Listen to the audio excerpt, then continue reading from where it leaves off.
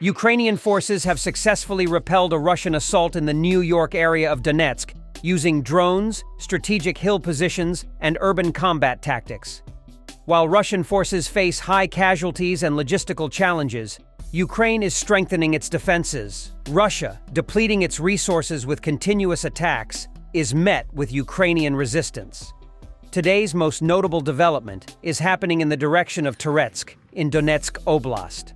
Russians tried to continue their initial attacks in New York, but received a strong response from Ukraine's intense fire. The Russians are attempting to break through Ukrainian lines and connect with their efforts in Pivnichny to the north. However, by prioritizing the north, they aim to advance to Turkey, a significant Ukrainian stronghold in the area. Nonetheless, the Russians need to gain control of New York first. They had previously bombarded Ukrainian fortifications heavily, but as Ukrainian defense strength continues to increase, the Russians have lost momentum. The Russians continue bombing the industrial area with FAB bombs, as it is one of Ukraine's central defense positions. Meanwhile, Russian drones are dropping grenades on Ukrainian positions and providing surveillance to Russian assault groups.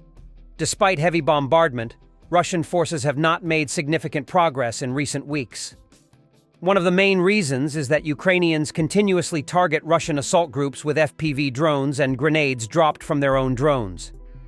Geographically positioned images show a Ukrainian FPV drone crashing into a building sheltering a Russian assault group. There are also images of Russians attacking a Ukrainian MaxPro armored vehicle equipped with a 50mm heavy machine gun.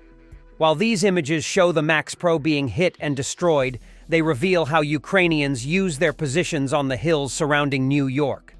Ukrainians are expanding their control areas towards the south of the settlement. In this situation, Ukrainians do not need to counterattack physically, as they can extend their fire control with FPV drones, preventing Russian troops from entering an area and saving Ukrainian soldiers' lives. Due to the high intensity of the clashes, both sides do not release many images, but both Russian and Ukrainian sources imply that Russians are losing the battle for the high-rise district in New York. Ukrainian fighters counterattacked and regained control of several streets, isolating Russians in apartment complexes. Russians had dug a tunnel from Novoselivka to New York, but this tunnel does not allow for the evacuation of the wounded. Therefore, casualties in the high-rise area quickly increased for the Russians. As they could not establish a proper connection with the other spearhead there, their only option was to send more men into the one-way death trap of the high-rise building. However, this situation will be a tough struggle for Ukrainians to turn to their advantage. While Russian forces send most of their reserves to the front, Ukrainians are also strengthening their capacities. With ongoing military aid from the West, over 4 million military-age men have been enlisted in Ukraine. Additionally, a bilateral security agreement was signed, under which the Polish armed forces will train and equip Ukrainian volunteers. While Russians try to continue their offensive operations by deploying even inadequately equipped units, Ukrainians are reinforcing their defenses and creating operational reserves for counterattacks. In the New York area of Donetsk, Ukraine's drone attacks and strategic hill positions have halted the Russian assault. Ukrainians are gradually advancing, encircling, and isolating the Russians. During this process, both Russian and Ukrainian forces suffer heavy casualties. But Ukraine continues to strengthen its defenses with aid and international support from the West. Meanwhile, a military airbase in Morozovsk, Rostov Oblast, Russia, was targeted by suicide drones. This attack led to powerful explosions and fires. According to reports from Militarny and videos from eyewitnesses, 2 drones attacked the base at dawn over Morozovsk. Videos published online show these drones flying over the base, followed by large explosions. Local footage showed multiple drones advancing towards the Morozovsk airbase. Russia's Astra Telegram channel reported that the drones specifically targeted the military base near the town.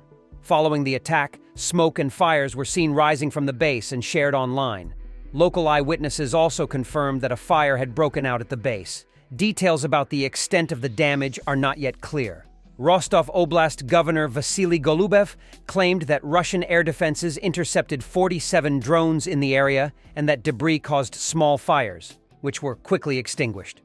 According to Militarny, The Morozovsk base housed Russian Su-34 fighter bombers and Su-30 and Su-35 fighter jets. This base hosts the 559th Bomber Aviation Regiment, used in operations against Ukraine.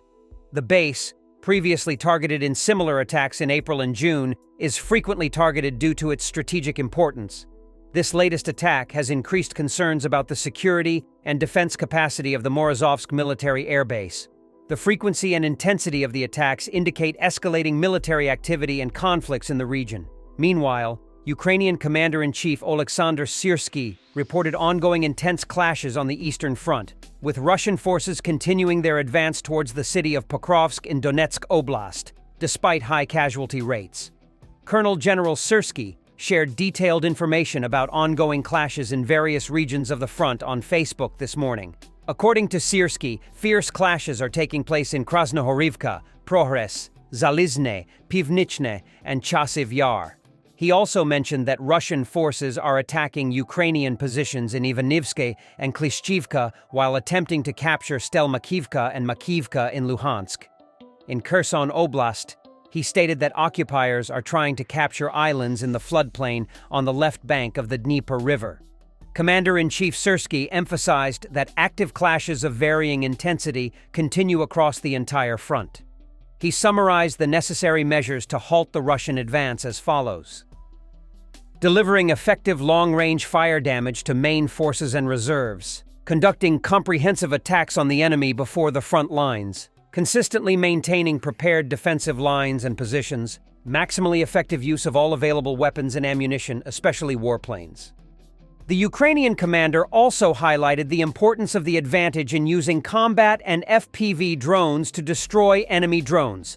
Syrsky stated that these strategic steps would play a critical role in stopping the advance of Russian forces. Boeing Corporation and Ukraine's Antonov Company have signed a preliminary agreement that could lead to the joint production of unmanned systems for Ukraine. This agreement aims to strengthen Ukraine's defense industry and significantly boost its defense capabilities. Both Ukrainian and Russian forces actively use drones in battles on land, in the sky, and at sea. Ukraine has even launched a new branch of the military focused on drone warfare called the Unmanned Systems Forces. The agreement between Boeing and Antonov includes possible collaboration on training, logistics support, and maintenance for drones such as Boeing's Scan Eagle. It also opens the door for Antonov to provide engineering support to the American aerospace giant. Boeing's defense CEO Ted Colbert emphasized the company's commitment to Ukraine's development and economic growth. Colbert stated, "This agreement demonstrates our ongoing efforts to find more opportunities to work with Ukrainian industry." Traditionally known for manufacturing large cargo planes, this partnership represents a shift in focus for Antonov. The company's flagship, the An-225 Maria, once the world's largest cargo plane, was destroyed early in the full-scale invasion. Russian attacks on Antonov facilities further compromised the company's ability to work on cargo planes, leading to plans for expanding into drone production. This is not the first collaboration between the two companies. In 2018, Boeing agreed to supply Antonov with aircraft parts that were no longer available from Russia following the 2014 invasion of Crimea. That agreement aimed to help Antonov restart its stalled jet production. This new agreement between Boeing and Antonov is a significant step for Ukraine's defense industry. The collaboration between the two companies aims to enhance Ukraine's defense capabilities, supporting the country's security and the sustainability of its defense industry.